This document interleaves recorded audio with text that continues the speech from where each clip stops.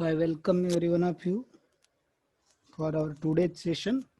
So what is the topic? Can anyone tell me what is the topic we have put on group?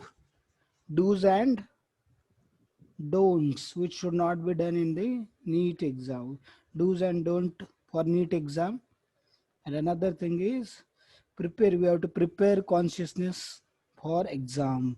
We have to be ready from physically, mentally, as well as from academically. So all those three parameters we have to prepare ourselves academically, physically, mentally, or intellectually, whatever it is there. So all those things. So first we'll start with some precautions. ठीक है, कुछ बहुत important precautions है. तो अभी जैसे NEET exam का date आपके पास आपको पता चल गया और अभी कुछ दिनों के ऊपर एग्जाम है, तो सबकी थोड़ी धड़कनें बड़ी होगी ना, सब थोड़े टेंशन में हो गए, थोड़ा सा प्रेशर अभी धीरे धीरे डेवलप हो रहा होगा. अभी कंडीशंस वो आ गई होंगी आपकी कि कंडीशंस वैसी रहेगी. तो उसके लिए नीट एग्जाम में अभी जो हमने 2-2.5 साल जितना आपने मेहनत किया है, what ever you studied for 2 or 2.5 years, so that you have to show now that you have to perform in just 3 hours on the day of NEET exam. तो नीट एग्जाम के दिन पे बस वो 3 घंटे में आपको सब कुछ वो परफॉर्मेंस देना है जब तक आपने 2-2.5 साल मेहनत किया है वो. तो इसलिए वो बहुत क्रुशियल रहने वाले वो दिन जिस दिन आपका नीट का एग्जाम है, और वो 3 घंटे स्पेसिफिकली नीट के एग्जाम में आप क्या करोगे. तो उससे रिलेटेड कुछ चीजें हैं हम लोग देखेंगे. तो पहला तो प्रिकॉशंस है. तो मैं जो हूँ मैं टेक्निकल चीजों के ऊपर बात करूंगा. एग्जाम से पहले क्या करना चाहिए, क्या नहीं, एग्जाम में कैसे सॉल्व करना चाहिए, नीट एक दिन पहले क्या करना चाहिए, वो चीज़ों पे बात करूंगा. और अगर कॉन्शियसनेस के बारे में जो चीज़ें हैं वो अमित सर बात करेंगे. ठीक है, हम इसको 2 एस्पेक्ट में डिवाइड करेंगे, technical aspect and another is will divide it into psychological aspect. तो देखो, फर्स्ट इज प्रिकॉशंस. तो take all necessary precautions for corona. First thing is corona के लिए आपको जितनी भी रिक्वायर्ड प्रिकॉशंस है वो लेनी है. सैनिटाइजर, मास्क, सोशल डिस्टेंसिंग, जो जो चीजें लगेगी. और कुछ दिनों से अभी से आज से आप रोज सुबह शाम काढ़ा पीना चालू कर दो. इम्यूनिटी बूस्टर कुछ मेडिसिन है जैसे विटामिन सी के टैबलेट है, या अगर हम देखते कि गिलो है पतंजलि का, ऐसे अलग अलग चीजें आप लेना चालू कर दो. आपके डॉक्टर से कंसल्ट करो ऑब्वियसली, और उनसे कंसल्ट करके इम्यूनिटी बढ़ाने के लिए जो चीजें रिक्वायर्ड है वो चीजें ले लो. वो बहुत जरूरी है, बहुत रिक्वायर्ड है, क्योंकि गलती से अगर इन्फेक्शन हो भी गया तो then it will not have any effect if your immunity is strong. तो इसलिए इम्यूनिटी स्ट्रांग होने के लिए आपको ये सब चीजें करना बहुत जरूरी है. अच्छे से आप केयर लेना है. तो जो नेसेसरी प्रिवेंटिव मेजर्स है वो तो हमें इम्यूनिटी बढ़ाना एक उसका रास्ता है, और दूसरा नेसेसरी जो चीजें, मास्क अच्छा क्वालिटी का, सैनिटाइजर, ये सारी चीजें साथ में लेके जाना है. और सोशल डिस्टेंसिंग. और व्हीकल जो आप ट्रांसपोर्ट यूज करने वाले वो भी जितना हो सके उतना कॉमन ट्रांसपोर्ट मत यूज करिए. खुद का अगर आपका व्हीकल है तो अच्छा है, नहीं तो 2-4 लोग जो आसपास में रहते हैं उन सब मिला के कोई एक व्हीकल अभी से बुक करके रखो, बात करके रखो, क्योंकि उस समय टाइम पे आपको व्हीकल्स मिलेंगे कि नहीं पता नहीं. अगर स्पेशल गाड़ी भी आप करना चाहेंगे तो मिलेंगे कि नहीं पता नहीं है. तो इसलिए उसको जल्दी अभी से आपको बुक करके रखना. अगर जिसके पास है खुद का तो उनको कुछ प्रॉब्लम नहीं है, पेरेंट्स अगर आ रहे हैं और खुद का गाड़ी है तो 4 व्हीलर वगैरह, या 2 व्हीलर से जा रहे तो पता नहीं, 2 व्हीलर से तो नहीं जाएगा कोई ऑब्वियसली. तो गाड़ी अगर आपको बुक करना है तो अभी से बात करके बुक वगैरह करके रखिए. या आपके कोई फ्रेंड वगैरह जा रही है या जा रहा है तो उनके साथ में आप लोग जा सकते हैं, आपके पेरेंट्स के साथ में, उनके गाड़ी में अगर जगह होगी तो. बट सोशल डिस्टेंसिंग उधर बहुत मेंटेन रखना है. तो कोरोना का 100% केयर लो आप. ठीक है, that is very important thing. Corona को चीपली मत लो. तो इसलिए आपको उसको 100% केयर लेना है. That is first thing. और कोरोना से डरो मत, बट जितना रिक्वायर्ड है उतना डरो भी. मतलब डरना भी है बट कितना, जितना रिक्वायर्ड है उतना ही डरो. नहीं तो वो कोरोना के डर से एग्जाम खराब करके मत आना अपनी. ठीक है, तो कोरोना से रिक्वायर्ड अगर आप प्रिवेंटिव मेजर्स लेते हैं, आपका इम्यूनिटी अगर अच्छा रखते हैं आप, तो इतना इफेक्ट नहीं होगा, कुछ प्रॉब्लम नहीं होगा. और सोशल डिस्टेंसिंग मेंटेन किया तो बहुत कम चांसेस होंगे कि आपको इन्फेक्शन होने का. और उधर सेंटर पे भी उन्होंने केयर लिया रहेगा, सारे प्रिवेंटिव मेजर्स किए रहेंगे, ठीक है, क्योंकि इतना बड़ा डिसीजन लिया है एग्जाम लेने का ऐसे कंडीशन में, तो उन्होंने सारे प्रिवेंटिव मेजर्स लिए हैं। बस आपको यहाँ से जाते समय और एग्जाम सेंटर से एंटर करने से पहले और घर से निकलने के बाद, एग्जाम सेंटर से एंटर करने से पहले और एग्जाम सेंटर के बाहर आने के बाद घर पे पहुंचने तक आपको बहुत ज्यादा प्रिकॉशन लेने पड़ेंगे। बाकी एग्जाम सेंटर के अंदर वो लोग प्रिकॉशन लेने वाले हैं, बट उसके बाहर आपका रिस्पॉन्सिबिलिटी है खुद का, so that you have to take care very nicely, ठीक है। तो ये हो गया कोरोना से रिलेटेड पहला चीज आपको करना है important. Second thing is checklist बनाओ, आपको क्या क्या चीजें लगने वाली है एग्जाम के लिए, ठीक है। एग्जाम के लिए जैसे हॉल टिकट है, पेन्स है, या जो जो चीजें लगती है आपको सारी, आपकी कुछ दवाई लेके जानी है आपको साथ में, वाटर बॉटल, ऐसे सारे जितने भी चीजें रिक्वायर्ड है वो सारी चीजों का पहले से ही 3 दिन, एग्जाम के 3-4 दिन पहले लिस्ट बना के रखो, चेकलिस्ट। और वो चेकलिस्ट संभाल के रखो, नहीं तो चेकलिस्ट ही गुम गया ऐसा पता चला एग्जाम के दिन, वही नहीं मिल रहा है, ऐसा नहीं होना चाहिए। चेकलिस्ट बनाओ अच्छे से और उसको संभाल के, और वो चेकलिस्ट लेके, क्योंकि वो एग्जाम के दिन पे दिमाग में थोड़ा आता नहीं है कि क्या लेके जाना है क्या नहीं लेके जाना है, कुछ चीजें भूल गई तो थोड़ा फिर हम नर्वस हो जाते हैं, डिस्टर्ब हो जाते हैं। तो बेटर आप क्या कीजिए, वो सारी चीजों को केयरफुली साथ में लेके जाइए, लिस्ट आउट कीजिए, और वो लिस्ट को क्रॉस चेक करके ही सारी चीजें साथ में लेके जाना है। This is second thing. Third is take proper rest and suitable diet to maintain good health for exam. तो अभी से proper at least 6 hours rest you should take in night, ठीक है। डे टाइम लगे नहीं सोए तो कुछ प्रॉब्लम नहीं है, डे टाइम सोने से कुछ रेस्ट वगैरह मिलता नहीं बॉडी को कुछ ज्यादा, बस वो इल्यूजन है, ठीक है। थोड़ा सा फिजिकली रेस्ट मिलता है, बट इतना कुछ मेटाबॉलिक रिएक्शन है वो सब तो चलता रहता है, तो इसलिए मेटाबॉलिज्म के ऊपर इतना ज्यादा बेनिफिशियल नहीं होता, उल्टा उससे हार्मफुल है वो डे रेस्ट। तो बट नाइट में at least take 6 hours proper rest, take suitable diet. जो डाइट आपको सूट नहीं करता है वो लो मत, उसको अवॉइड करो, थोड़ा सेंस कंट्रोल करो, वो चीजों को अवॉइड करो जिससे तबीयत खराब हो सकती है, सर्दी हो सकती है, क्योंकि अगर आपको सर्दी भी रहा तो they may doubt you, so better take care, ठीक है। तो अच्छे से मेडिसिन ले लो प्रॉपरली अगर है किसी को सर्दी वगैरह तो, और डाइट भी सुटेबल लो, गर्म पानी अभी से पी लो, कुछ दिनों तक गर्म पानी ही पी लो, warm water, look warm water, बहुत गर्म नहीं but look warm water you can drink. So this health is very crucial thing, crucial now, क्योंकि हेल्थ अगर बिगड़ गया तो आपका लास्ट मोमेंट पे आप नर्वस मूड में रहेंगे, तो वो उसका साइकोलॉजी का बहुत ज्यादा इफेक्ट पड़ता है एग्जाम में, ठीक है। सिली मिस्टेक उसकी वजह से ही होती है, अगर आप मेंटली प्रॉपरली नहीं है प्रिपेयर्ड तो उससे बहुत मिस्टेक होती है। तो next, reach exam centre at least 1 hour before reporting time. और आप पहले से आपको आपका एग्जाम सेंटर पता होना चाहिए, किधर आपका एग्जाम सेंटर है, वो पहले से ढूंढ लिया होगा आपने, नहीं है तो ढूंढ लो अच्छे से, उधर कोई पहचान वाला है उनसे पूछ लो। फिर एग्जाम सेंटर जिस दिन जा रहे एग्जाम के दिन ही ढूंढेंगे ऐसा मत करना, ठीक है, पहले से ही ढूंढ के रखना होगा। जाके ही आना है वैसा कंपलसरी नहीं, बेस्ट चीज जाके आए तो बेस्ट है, बट अगर नहीं जा सकते तो एटलीस्ट ढूंढ के रखो, उसकी इंफॉर्मेशन वगैरह सब कलेक्ट करके रखो, क्रॉस चेक करो उन चीजों को।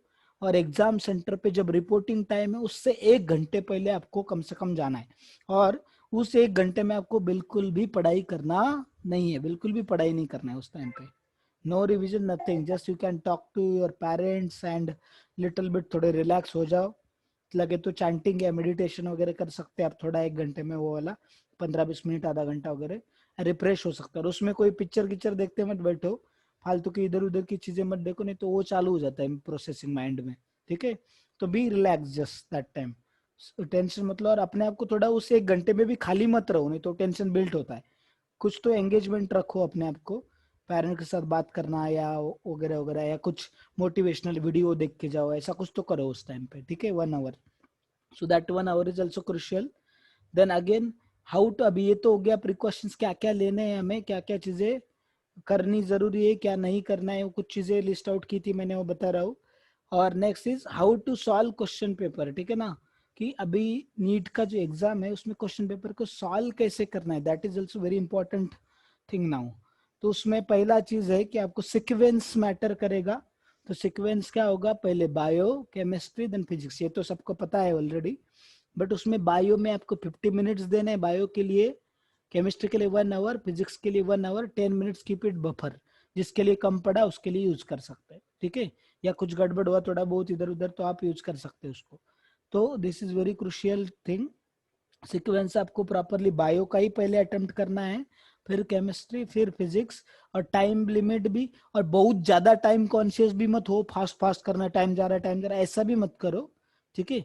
नॉर्मल स्पीड से जाओ, प्रॉपर स्पीड रखो, नॉर्मल रेगुलेटेड की। आपको पता है अभी आपने बहुत सारे टेस्ट दिए, तो यू एक्सपीरियंस ऑल्सो, 40-50 टेस्ट हमारे हो चुके हैं फुल सिलेबस, तो वो सारे टेस्ट का एक्सपीरियंस भी है आपको कि कैसे हमने करना चाहिए, टाइम मैनेजमेंट वगैरह भी आपको वो नैक आ गया होगा टाइम मैनेजमेंट का, ठीक है।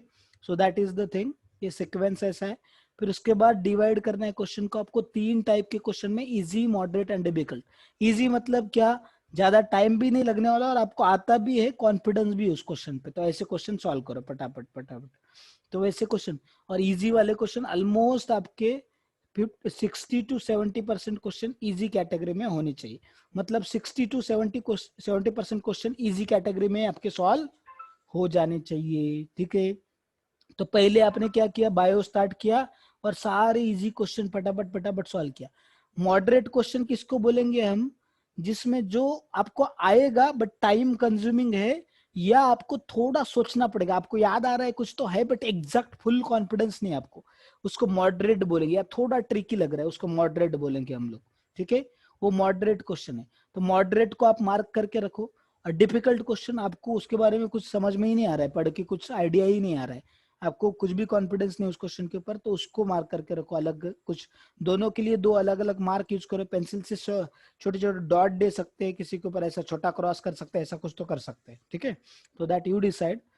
तो डिफिकल्ट क्वेश्चन, तो आपको क्या करना है, पहले इजी वाले सारे क्वेश्चन इजी सॉल्व करने, कंप्लीट इजी जितने रहेंगे वो सॉल्व करो। फिर उसके बाद आपको क्या करना है, मॉडरेट जो क्वेश्चंस है, मॉडरेट क्वेश्चंस को फिर इजी हो गए एक बार, तो फिर से वापस आके मॉडरेट क्वेश्चन अटेम्प्ट करने। तो देखो 50 मिनट्स है, तो उसमें से आप 35 मिनट्स या 40 मिनट्स ये इजी क्वेश्चन को डिवोट कर सकते हैं, क्योंकि उसमें ऑलमोस्ट 70-60% क्वेश्चन कवर हो रहे हैं आपके। तो 30-35 minutes you can give for easy question. अगर लगता है तो कम टाइम में होता तो बहुत अच्छा है, बट 35 मिनट्स में हो जाना चाहिए, ऐसा है, ठीक है। और एक बार इजी क्वेश्चन हो गए तो आपका कॉन्फिडेंस भी बिल्ड हो जाएगा, और आपका इजी वाले क्वेश्चन अगर गलती से टाइम कम पड़ा, लास्ट में थोड़ा सा टाइम कम पड़ा, तो आपको टेंशन आ जाता है। अगर बहुत आधा ही पेपर हो गया और आपका 45 मिनट्स हो गया बायो का ऑलरेडी, तो फिर 15 मिनट में बस बहुत जल्दी जल्दी करते हैं आप, तो सिली मिस्टेक करते हो और इजी क्वेश्चन भी गलत करके आते हैं। तो वो नहीं होना चाहिए, इसलिए पहले इजी अटेम्प्ट कर लिए, जो आने ही वाले जिसके मार्क्स श्योर है वैसे किए। फिर उसके बाद हम मॉडरेट क्वेश्चन करेंगे, वापस आके आपको मॉडरेट क्वेश्चन सारे सॉल्व करने बायो के, ठीक है। You solve the moderate question in 5 to 10 minutes, 45 minutes you have given for moderate question, ठीक है। 10 minutes फॉर मॉडरेट क्वेश्चन, तो 45 मिनट्स ऐसा हो गया। मैक्स बोल रहा हूँ मैं, मैक्सिमम टाइमिंग बात कर रहा हूँ मैं, ठीक है। तो आपके पास अभी मॉडरेट हो गया, इजी मॉडरेट हो गया बायो का, then you switch to the chemistry. Chemistry को स्विच करो, ठीक है। केमिस्ट्री को जाना है, फिर केमिस्ट्री का भी सेम फैशन, इजी करो, मॉडरेट करो, then switch to the physics. Physics को स्विच करो और फिजिक्स का इजी करो, मॉडरेट करो। तो देखो केमिस्ट्री का भी इजी और मॉडरेट आपका मैक्सिमम मिला के 45 मिनट्स में इजी और मॉडरेट क्वेश्चन, या 50 मिनट्स में होने चाहिए आपके इजी मॉडरेट क्वेश्चन मिला के, ठीक है। 50 मिनट में इजी मॉडरेट। फिजिक्स का भी आप ट्राई करो 50 मिनट्स में इजी और मॉडरेट क्वेश्चन सॉल्व करने का। तो फिर अभी ये हो गया, तीनों के इजी और मॉडरेट क्वेश्चन आपने सॉल्व कर लिया आसानी से। उसके बाद come back to difficult question, ठीक है। आप बायो के डिफिकल्ट क्वेश्चन पहले सॉल्व करो, फिर केमिस्ट्री के डिफिकल्ट क्वेश्चन सॉल्व करो, and then go to the physics difficult question. ऐसा करके आपको ये तीनों सॉल्व करने हैं, physics, chemistry, bio, chemistry, physics. और अगर गलती से थोड़ा टाइम कम भी पड़ गया, फिजिक्स के डिफिकल्ट क्वेश्चन छूट भी गए, तो वो ऐसे भी आने नहीं वाले, सपोज, या उसमें गलत होने वाले थे, तो ठीक है, इतना कुछ फर्क पड़ेगा नहीं मार्क्स के ऊपर आपका, क्योंकि इजी और मॉडरेट वाले आपके कवर अप हो गए। या अगर केमिस्ट्री के भी डिफिकल्ट छूट गए तो इतना फर्क नहीं पड़ेगा। बस डिफिकल्ट वाले क्वेश्चन कितने होने चाहिए, देखो 45 में से आपके ज्यादा से ज्यादा 6 to 8 क्वेश्चन रहने चाहिए डिफिकल्ट कैटेगरी में, 6 to 8 मैक्सिमम, ठीक है। 6 to 8, बाकी मॉडरेट और इजी में ही आपको डिवाइड करना है। फिजिक्स के भी वैसे ही आपको, फिजिक्स के थोड़े ज्यादा कर सकते हैं हम लोग, 6 to 12 कर सकते हैं हम लोग डिफिकल्ट कैटेगरी में, या 10 बोल सकते हैं। अब डिपेंड आपका फिजिक्स का पढ़ाई कैसा हुआ है उसके ऊपर डिपेंड करेगा। और बायो के आपके डिफिकल्ट वाले क्वेश्चन 5 to 7, ऐसे 5 to 7 क्वेश्चन रहेंगे डिफिकल्ट कैटेगरी में। तो वो है। अब ये 3 चीजों में कैटेगराइज करने के भी टाइम वेस्ट मत करना, ठीक है। आपको और एक आधा क्वेश्चन मॉडरेट का इजी में गया और इजी का मॉडरेट में गया तो कुछ ऐसा कुछ बहुत बड़ा तूफान आने वाला है, बहुत प्रॉब्लम होने वाला है, ऐसा कुछ होने वाला नहीं है। जितना आप कर सकते हो कम समय देख के ही उसको कैटेगराइज कर सकते हो तो बहुत अच्छा है। नहीं तो go just solid, just solid. अगर नहीं कर पा रहे उसको, वो टाइम जा रहा है या थोड़ा डिस्टर्ब हो रहे तो डोंट डू इट, अगर वैसा नहीं कर पा रहे तो। But if you can do it it's well, well and good, ये बहुत अच्छा रहेगा अगर आप कर सकते हैं तो, ठीक है। फिर इसके बाद देखो ये तो था कि ये क्वेश्चंस को किस सीक्वेंस में कैसे सॉल्व करना है। Next is beware of 4-5 type के क्वेश्चन है जिससे आपकी बहुत सारा प्रॉब्लम हो सकता है, बहुत नुकसान हो सकता है। पहला है टाइम वेस्टर्स क्वेश्चन है। कुछ क्वेश्चन टाइम वेस्टर्स होते हैं, ठीक है। तो कुछ क्वेश्चन में ऐसा होता है कि उसको अगर आप सॉल्व करना है तो बहुत बड़ा क्वेश्चन रहेगा और उसमें आपको क्या करना है। क्वेश्चन जैसे दिया है आपको आइसोथर्मल रिवर्सिबल प्रोसेस, और उसके लिए आपको क्या बोला गया है, क्यू एंड डब्ल्यू कैलकुलेट करने के लिए बोला है। और क्यू ऑलरेडी दिया है, ठीक है, जेई में पूछा हुआ क्वेश्चन है, क्यू ऑलरेडी दिया है सपोज। और आपको आइसोथर्मल प्रोसेस बोला है, आइसोथर्मल बोला नहीं, बोला है रिवर्सिबल प्रोसेस है बस, ठीक है, रिवर्सिबल बोला है। और टेम्परेचर कांस्टेंट है ऐसा बोला है। तो और आपको बोला है कि डब्ल्यू एंड क्यू कैलकुलेट करो, आपको एन दिया है, V2 V1 भी दिया है। तो आप क्या बोलेंगे, W इज इक्वल टू फिर -2.30 वो सब करेंगे कैलकुलेशन, उससे W नहीं, बट वैसा नहीं। डेल्टा क्या होगा आपका, रिवर्सिबल आइसोथर्मल प्रोसेस तो डेल्टा E 0, तो Q is equal to -W। तो Q ऑलरेडी दिया है आपको तो उससे W मिल जाएगा। ऑप्शन में डायरेक्ट आंसर निकाल सकते हैं, ऑप्शन देखो डायरेक्ट आंसर आ जाएगा, ठीक है। बट अगर इसको करते बैठेंगे तो कैलकुलेशन इसके TDS दिए रहेंगे, इसको बहुत टाइम लगेगा, तो that is time Wester questions. तो ऐसे कुछ टाइम वेस्टर क्वेश्चंस होते हैं, तो उसको पहचानना है, उसको ठीक से आप थोड़ा प्रेजेंस ऑफ माइंड रख के उसको आइडेंटिफाई करो। और कोई क्वेश्चन पे आपने जितना टाइम एलोकेट कर रहा है उससे बहुत ज्यादा टाइम जा रहा है और आपका आंसर नहीं चाह रहा है, कुछ और ही डायरेक्शन में जा रहा है, leave it, leave that question and go to next question. उस पर फिर से जीरो से स्टार्ट करना चालू मत करो, फिर से सॉल्व करना चालू मत करो, leave that question, go to next question. पहले पूरे सारे क्वेश्चन होने दो, उसको डिफिकल्ट कैटेगरी में डालो, और डिफिकल्ट जब क्वेश्चन उस सब्जेक्ट के सॉल्व करोगे that time you go to that question. Till that time don't handle that question, ठीक है। उस क्वेश्चन तब तक आपके माइंड में प्रोसेसिंग भी होता रहेगा वो। तो अगर आपको आता है, उसके बारे में सच में पता है, तो आपको आ जाएगा थोड़ी देर के बाद, पर तुरंत उसको फिर से सॉल्व करने मत लग जाना। तो that is very important, time Wester कौन से। फिर कॉन्फिडेंस ब्रेकर क्वेश्चन होते हैं। कॉन्फिडेंस ब्रेकर मतलब क्या, सपोज 10 11 12 13 चारों डिफिकल्ट क्वेश्चन डाल दिए आपको, या ट्रिकी या डिफिकल्ट डाले, पहला नहीं आया, दूसरा नहीं आया, तीसरा भी नहीं आया, चौथा भी नहीं आया, तो पूरा आपका कॉन्फिडेंस से ब्रेक हो जाता। तो आगे के सब्जेक्ट पूरा आप सिली मिस्टेक कर देते, मेंटली डिस्टर्ब हो जाते।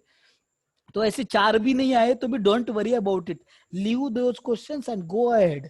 जो आते वो करो, कितने आ रहे वो गिनो, जो नहीं आ रहे उसका टेंशन मत लो, उस गिनना ही नहीं है, नोट डाउन ही नहीं उसको, बस क्या करो, और आपने जो भी क्वेश्चन सॉल्व किया उसका आंसर मार्क करके रखो, मतलब जस्ट पेंसिल से डॉट दो, आपने ए लिखा बी लिखा, ताकि आपका आंसर के आने के बाद you can check also your things, ठीक है। तो इसलिए डॉट दो बस, आंसर जो भी रहेगा आपका उसका A B C D जो भी रहेगा उस पर डॉट दे के रख सकते हैं।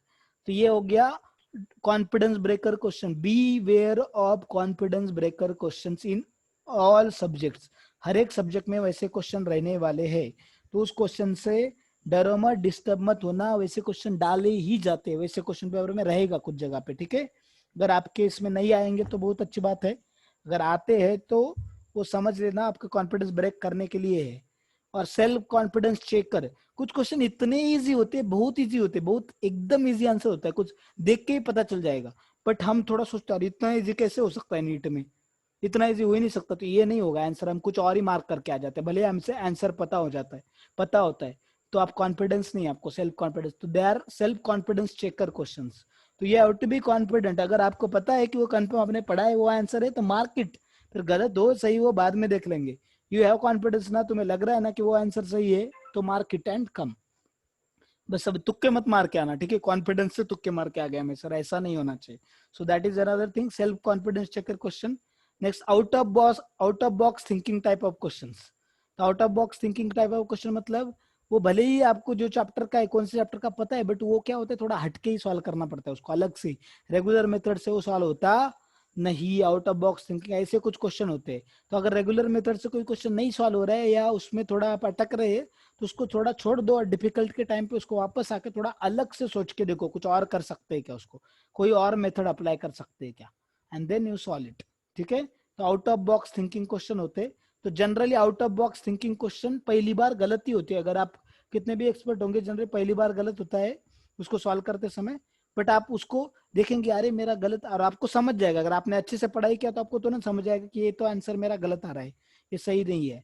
फिर आप दूसरा मेथड सोचोगे तो आपको आ जाएगा वो। ठीक है, but out of box thinking question थोड़ा सा कंफ्यूजिंग रहता है, थोड़ा अलग रहता है, वो हटके रहता है क्वेश्चन। तो that is another question type, another type of question. So beware of all this type of questions. ठीक है, उसमें आप केयरफुल रहो, प्रेजेंस ऑफ माइंड रखो अच्छे से, और उन क्वेश्चंस को अच्छे से हैंडल करो। That is very very crucial, very very important.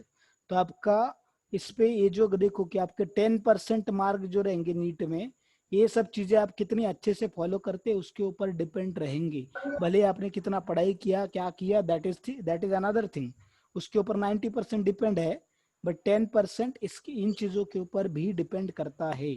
This will be very very helpful to you. तो हो गया precautions, how to solve questions in the exam, subject wise categorisation कैसे करना है क्वेश्चन का, क्या क्या गलतियां नहीं करनी है। और कभी भी पहला ऑप्शन देख के ही आंसर मार्क करके मत आना, सारे ऑप्शन देखना, क्वेश्चन ठीक से पढ़ना, give sufficient time for reading question. Question का हर एक वर्ड इंपॉर्टेंट होता है, हर एक वर्ड को ध्यान से देखो, उसका क्या मीनिंग है, वो कुछ कन्वे करना चाहता है क्या वो वर्ड, उसके बारे में सोच के। इसका मतलब बहुत सोचने में और क्वेश्चन पढ़ने में ही 2 मिनट मत लगा देना, ठीक है, ऐसा भी मत करो। बट अभी you have experience now, just I am telling you principles, you know, इतने सारे टेस्ट दिए तो आपको एक्सपीरियंस है कैसे करना चाहिए, क्या करना है, क्या नहीं करना है। प्लीज आपका ऑडियो म्यूट रखो, अपने आप को अनम्यूट रखो जितना हो सके। ऐश्वर्या गावड़े, श्रद्धा भोर, please can you mute your self. Next देखो, अभी इसमें कुछ दिनों पहले, नीट एग्जाम के कुछ दिनों पहले क्या क्या करना है आपको। तो नीट के एग्जाम से पहले 2-3 दिन पहले कोई भी टेस्ट मत देना, अगर दी तो भी एटलीस्ट चेक मत करना उसको। ठीक है, डोंट चेक दैट, या देना best is don't give test, sufficient test दिए अब तक। 3 दिन पहले नीट के कोई टेस्ट मत देना, आइडियल तो अभी से मत दो, बट अगर किसी को पेरेंट बोलते या दूसरे टीचर कुछ बोलते तो एटलीस्ट 3 दिन पहले टेस्ट देने का नहीं, यार दिया तो भी एटलीस्ट चेक नहीं करने का, चेक पेरेंट को चेक करने दो, पेरेंट को भी मत चेक करने दो, क्योंकि अगर गलती से उसमें आप डर गए, कम मार्क्स आए हुए तो पेरेंट चिल्लाएंगे पूरा, फिर वो टेंशन बिल्ट होगा, प्रेशर बिल्टअप होता है उससे। ठीक है, तो इसलिए टेस्ट मत दो। एंड देखो, खुद को इवेल्युएट या टेस्ट करने का ट्राई मत करो एग्जाम के दिन, मुझे कितना याद आ रहा है मैं चेक करता हूँ या करती हूँ, ऐसा मत करो। या कोई डिफिकल्ट बुक से बिना देखे सॉल्विंग करने का कोशिश मत करो, नया मटेरियल कोई खोल के चेक मत करो, या कोई टेस्ट मत दो। ये बहुत क्रुशियल चीज है, क्योंकि लास्ट एग्जाम के कुछ दिनों पहले आपने सब रिवीजन किया रहता है, तो थोड़ा वो ब्रेन में क्या होता है, थोड़ी चीजें मिक्सअप हो जाती है और वो थोड़ा प्रेशर रहता है, तो आप उस टाइम पे परफॉर्म नहीं कर पाएंगे। बट एग्जाम में सारी चीजें आती है बाहर, क्योंकि आपने सफिशिएंट रिवीजन किए है। अभी आपको तो इतने सारे लॉकडाउन में इतना टाइम मिला, इतना सारा आपने रिवीजन किया रहेगा, बहुत सारा रिवीजन किया हुआ है आपने, और हमने टेस्ट भी लिए 40-50, आपने सॉल्विंग भी किया, तो ऐसे 20,000 क्वेश्चन आपने पूरे सॉल्व किए लॉकडाउन में। ठीक है, 20 के 50 टेस्ट दिए हमने, एनटीए प्लस कुछ नीट के टेस्ट दूसरे भी लिए हमने, तो वो सब मिला के तो 50 ऑलमोस्ट हमने टेस्ट लिए, तो उसमें 20,000 और 10,000 सारे मिला के 20 के क्वेश्चन आपने सॉल्व किए। रिवीजन हमारे प्लानर्स के हिसाब से, मैंने जो प्लानर दिए थे उन प्लानर के हिसाब से कम 4 से 5 बार आपने रिवीजन भी किया है। तो इसलिए बी फुल्ली कॉन्फिडेंट, ठीक है, फुल्ली कॉन्फिडेंट रहो, आपने सब कुछ पढ़ाई किया हुआ है, और अगर आपने नहीं किया है तो एटलीस्ट जितना किया है उसके ऊपर कॉन्फिडेंट रहो। ठीक है, but self confidence is very very crucial, very very important, so be confident. ये हो गया इसके बारे में। Don't use any new material, just revise. अब भी किसी फ्रेंड ने बताया, अरे वो बहुत इंपॉर्टेंट है, बहुत चीज इंपॉर्टेंट है, ये टॉपिक पढ़ा नहीं क्या तुमने, इस बुक से सॉल्व नहीं किया, अरे कैसे क्या, ऐसा तो किसी का सुनो मत। अभी कुछ दिनों तक फ्रेंड, जितने नए फ्रेंड्स है या कोई कुछ सजेशन देने वाले फ्रेंड है उनसे दूर रहो, किसी का कुछ सजेशन मत लो, अभी कुछ एक्सपेरिमेंट मत करो नए। ठीक है। तो अभी इसमें देखो, और अभी क्या करना है, अभी क्या करोगे आप, बस एग्जाम के 3-4 दिन पहले रिवाइज, जस्ट फॉर्मूले रिवाइज करो, फिजिकल और फिजिक्स के कुछ कंसेप्ट फॉर्मूले के ऊपर, कंडीशंस है या कुछ कंसेप्ट आप बार बार भूलते लिख के रखे, वो वाले जो गलत होते हैं आपके हमेशा, वो देख लो बस। रिएक्शंस देख लो, इनऑर्गेनिक के एक्सेप्शंस देख लो, बायोलॉजी के एग्जाम्पल्स देख लो, जैसे अलग अलग फाइलम्स होते हैं तो उन फाइलम के एग्जाम्पल्स, वैसे अलग अलग चीजें एग्जाम्पल, ये इतनी सारी चीजें देखो। अभी डिटेल में पढ़ते बैठना नहीं, अभी लास्ट के 4-5 दिन जो रहेंगे या लास्ट का जो रिवीजन कर रहे हैं अभी आप, उसमें डिटेल में जाना नहीं, याद आए या ना आए। अगर कोई आपके पास टाइम है, सब सब्जेक्ट हो गया और आपने कुछ बस कुछ याद नहीं आ रहा था कोई पॉइंट, तो उसको लिख के रखा है आपने, तो अभी टाइम है उस सब्जेक्ट के लिए रिवीजन के लिए, तो फिर कर लो रिवाइज उसको डिटेल में। बट कुछ ही टॉपिक को कर सकते हैं, पूरे चैप्टर सब कुछ डिटेल में करने के पीछे मत पड़ो, क्योंकि फिर कंप्लीट रिवीजन नहीं होगा आपका। और भले ही आपने पहले रिवाइज किया है, पढ़ाई किया है, बट अगर लास्ट मोमेंट पे थोड़ा भी रिवीजन आपका जितना प्लान था उतना नहीं हुआ, तो आपको टेंशन आ जाएगा।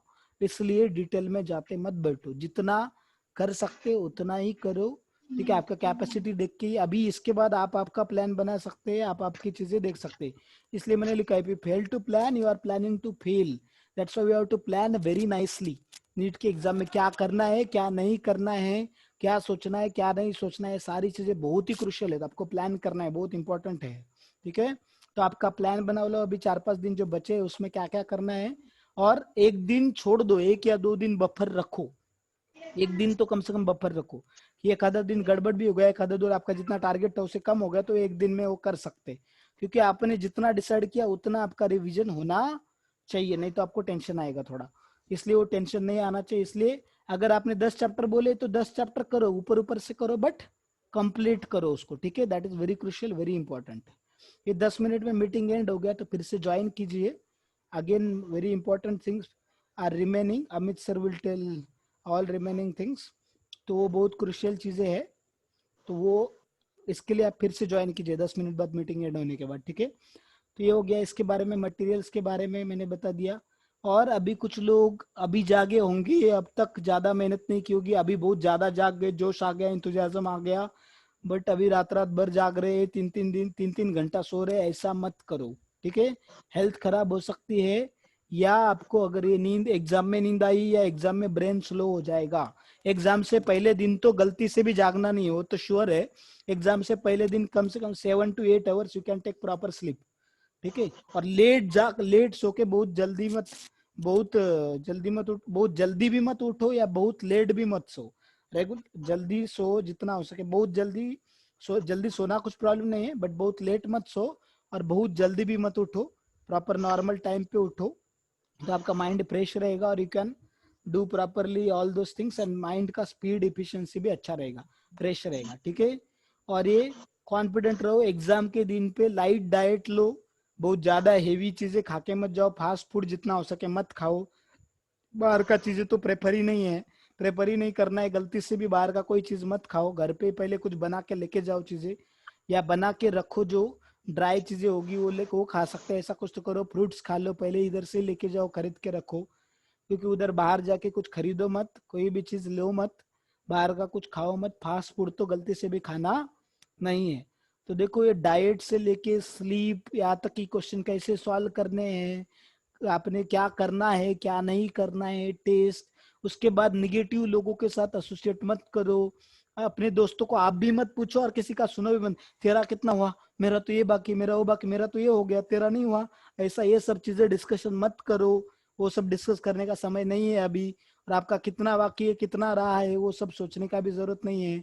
और अब तक आपको कितने मार्क आ रहे थे, कम आ रहे थे तो भी टेंशन मत लो, ज्यादा आ रहे तो भी प्राइड मत रखो, जो भी आ रहे हैं अभी 3 घंटे में क्या करने वाले, that is going to decide, है ना। आपका पूरा मार्क्स करियर वगैरह सब उस 3 घंटे डिसाइड करने वाले हैं। और वो 3 घंटे में जो क्वेश्चन आने वाले, पिछले अब तक जितने क्वेश्चन पेपर लिए उसके जैसे रहेंगे ही, ऐसा कंपलसरी नहीं है। तो आपके मार्क बढ़ भी सकते, कम भी हो सकते, तो don't be worried at all. तो उसका वो मार्क का भी छोड़ दो, दिमाग से निकाल दो, वो टेस्ट सिर्फ हमने प्रैक्टिस के लिए दिए थे, ऐसा समझ लो। उस टेस्ट के बारे में कुछ भी दिमाग में रखना नहीं है, वो टेस्ट पूरा भूल जाओ, उसके मार्क्स ज्यादा कम क्या, उसका कुछ भी टेंशन लेना नहीं है। उस टेस्ट को अभी भूल जाओ, ठीक है। अभी बस ये नीट का 3 घंटे का एग्जाम है, उसमें क्या करना है that you decide, and confidence रह के लाइट पीसफुल रह के आपको एग्जाम देना है, that is very crucial thing. Next is blessings, ठीक है। जहाँ पे दवा काम नहीं आती वहां पे दुआ काम आती है। इसका मतलब आप ब्लेसिंग्स लेके गए, इसका मतलब आप ऑल इंडिया रैंक 1 आने वाले हैं, या आपने जितना मेहनत किया उससे डबल मार्क्स बिना मेहनत करे आने वाले, ऐसा कुछ नहीं है, ठीक है। बट ब्लेसिंग्स किस लिए चाहिए कि एटलीस्ट आपने जितना मेहनत किया उतने मार्क्स मिले, उसमें कुछ गड़बड़ नहीं होनी चाहिए, उसके लिए तो ब्लेसिंग चाहिए कम से कम, ठीक है। ब्लेसिंग से वो भी हो सकता है if you are really taking blessing so much, अगर राइट पर्सन के बहुत एलिवेटेड लोगों के ब्लेसिंग्स लेते हैं and they heartfelt blessings अगर देते हैं आपको, फॉर्मेलिटी के लिए नहीं, अगर आपने हार्ट के लिए अगर लिए, उनका सेवा सर्विस किया है, वैसे वैसे आपने सारी चीजें फॉलो की है, तो आपको ब्लेसिंग्स भी क्या कर सकते हैं, आपको you can get very good score then more than expected also. But नहीं तो एटलीस्ट आपका जितना एक्सपेक्टेड था उतना तो आएगा, उसमें कुछ गड़बड़ नहीं होगा आपको उधर जाने तक, उधर जाने से आने तक, या कोरोना वगैरह इस सब का डर के लिए, ये सब चीजों के लिए एटलीस्ट ब्लेसिंग्स ले लो, that will be very helpful. And अगर आपका भरोसा है तो अच्छा है, नहीं भरोसा है तो एटलीस्ट ले लो, फ्री में मिलते हैं ना, एक मैसेज डालना पड़ता है, just you have to go down for some time, it's not a expensive thing or it's not much time consuming also, it will very easy and very simple thing, very sublime thing, ठीक है। तो parents and elders के जो family members है घर में, parents है, उनको you should go down to them, ask them for their prayers blessings, ठीक है। ये एक चीज हो गया। देन टीचर्स, एटलीस्ट टीचर से मिल नहीं सकते ना, you can message them before hand, एक दिन पहले या उसी दिन 2 दिन पहले वगैरह मैसेज कर सकते हो उनको प्रे करने के लिए। तो ठीक हो, टीचर के लिए क्या क्या मांगना चाहिए हमने, should tell them to pray for you to Lord, you should ask their blessings also, and you should ask forgiveness. अगर आपने गलती से उनको ऑफेंड किया, उनकी चीजें फॉलो नहीं की है, या उनको कुछ गलत सलत बोला है जिसका उनको बुरा लगा है वगैरह, तो you should ask forgiveness also, so your relation भी आपका अच्छा रहेगा वो टीचर के साथ में। And all those things, this they will give blessings also, heartfelt blessings, so that is teachers। then again भगवान, ultimately blessing of lord is very crucial, but इन दोनों का अगर आपको blessings मिलता है तो फिर भगवान के भी मिल जाएंगे। तो लॉर्ड को भी प्रे करो, बो down in front of him, if possible if you chant you can chant, or if you are doing some other meditation you can do, but chanting is best thing, chanting because chanting is prayer also, ठीक है। You can pray to Lord, अगर आपके घर में photo है तो बहुत अच्छा है, नहीं तो इंटरनेट पे बहुत सारे फोटो अवेलेबल है राधा वृंदावन चंद्र के वगैरह उनके भगवान के, तो उनको प्रार्थना कर सकते हैं, चैंटिंग कर सकते हैं, एंड फेथ रखो भगवान के ऊपर, जो होता है वो अच्छा ही होगा, ठीक है। भले आपको बुरा लगेगा, वो आपके करंटली कभी कभी बुरा, हमारे हम जो बुरा सोचते हो वो बुरा नहीं होता, वो अच्छा होता है, जो हमें हमें अच्छा लगता है वो बुरा भी हो सकता है। So have faith that Lord is well wisher of everyone and he will do best whatever is best for you. So as blessings of lord, have faith on lord, don't be so much fearful and afraid, pray to lord and chant nicely, जितना हो सके उस दिन chanting करो, 2-3 round आपसे जितना भी possible है, ठीक है, या एटलीस्ट एक राउंड वगैरह कर सकते हैं आप चैंटिंग का, तो that will benefit you mentally also and spiritually also you'll get blessings। so all those things are there regarding exam precautions, solving paper and कुछ नीट के एग्जाम के कुछ दिन पहले क्या करना है, और ब्लेसिंग्स, ठीक है। ये बहुत क्रुशियल चीजें हैं, इन सबका आप स्क्रीनशॉट ले लो चाहे तो, और इसको एग्जाम के 1-2 दिन पहले रोज 2-3 दिन जब एग्जाम को बाकी है तो इन चीजों को रिवाइज करते रहो थोड़ा, आप इसका ध्यान रखो, एग्जाम को जाने से पहले इन चीजों को पढ़ो भी आप, बहुत हेल्पफुल होगा, नहीं तो हम भूल जाते हैं, अभी बहुत सारे दिन है एग्जाम के लिए। तो take out screenshot of this page, this will be helpful to you. Yes, everybody has taken screenshot of this page? Yes, Yes. Okay. Yes. अभी किसी को कुछ क्वेरी है क्या, कुछ क्वेश्चन है इससे रिलेटेड, जो मैंने चीजें डिस्कस की उसके बारे में कुछ क्वेश्चन, क्योंकि 2 मिनट्स है, देखो 2 मिनट्स 45 सेकेंड्स आर देयर, इसके बाद एनीवेज मीटिंग एंड होने वाला है, तो अमित सर कंटिन्यू करेंगे उसके बाद मीटिंग जो है वो। तो अगर किसी को कुछ क्वेरी है तो आप पूछ सकते हैं, then Amit sir will talk about psychological things. Yes, है किसी को कुछ query? Any question regarding to these precautions, how to solve question few days before NEET exam, blessings, इस चारों पैरामीटर के बारे में किसी को कुछ क्वेरी है? No one? Okay no sir. Okay, then देखो और एक चीज है, ये वाला जो है, जस्ट अ मिनट। तो इसमें देखो, ये हम लोग हर बार ये स्लाइड डिस्कस करते, तो होपलेस मत रहो, have hope, this world is going on hope only, trust on Lord. And आप अपने आप को डूअर मत समझो, you are just the instrument, whatever is good is there in your destiny. If you endeavour properly, आपने अगर आपका base दिया है, तो whatever is going to be there in your destiny, will get it, don't worry about it, ठीक है। So do your best, leave the rest on Krishna. तो अब आपका ड्यूटी कीजिए अच्छे से, और रिजल्ट के बारे में ज्यादा चिंता मत कीजिए। कर्मण्यवाधिकारस्ते मा फलेषु कदाचन, है ना, वो श्लोक याद करो। तो भगवान ने बोला आपको आपका ड्यूटी करने का राइट है, फल की चिंता करने का कोई राइट नहीं, और उसका करने का जरूरत नहीं। That is not your business, your business is to study nicely, ठीक है। और आप करेंगे पढ़ाई तो आपको मिल जाएंगे अच्छे marks, don't worry about it. आपने अच्छे से किया हुआ है, अच्छे से सारी चीजें, तो आपको मिलेंगे। Invest in the process and not in the goal. तो आप प्रोसेस में अभी देखो, अभी आप ज्यादा एग्जाम में क्या होगा क्या नहीं होगा, पुणे में कोरोना का क्या होगा, कंडीशन क्या नहीं, वो ज्यादा सोचो मत। जस्ट नाउ अभी जो जो चीजें गाइडलाइन दी आपको फॉलो करो, एंड हैप्पी रहो थोड़े दिन के लिए। अभी टेंशन गिंशन सब छोड़ दो, ठीक है। थोड़ा तो रहने ही वाला है टेंशन, थोड़ा प्रेशर आने ही वाला है, वो तो मुझे पता है। पूरा एलिमिनेट नहीं कर सकते, बट एटलीस्ट कम से कम रखो, जितना रिक्वायर्ड है उतना ही लो, ठीक है। So everything is clear, I think so. So we'll stop here now. This meeting is going to end. But you join again with same ID. Same ID से आप ज्वाइन कीजिए। मैं अमित सर को इनवाइट करता हूँ, he will guide further things, ठीक है। Okay, thank you very much everyone. Please join again. Amit sir is going to tell very important things also. I will end this meeting.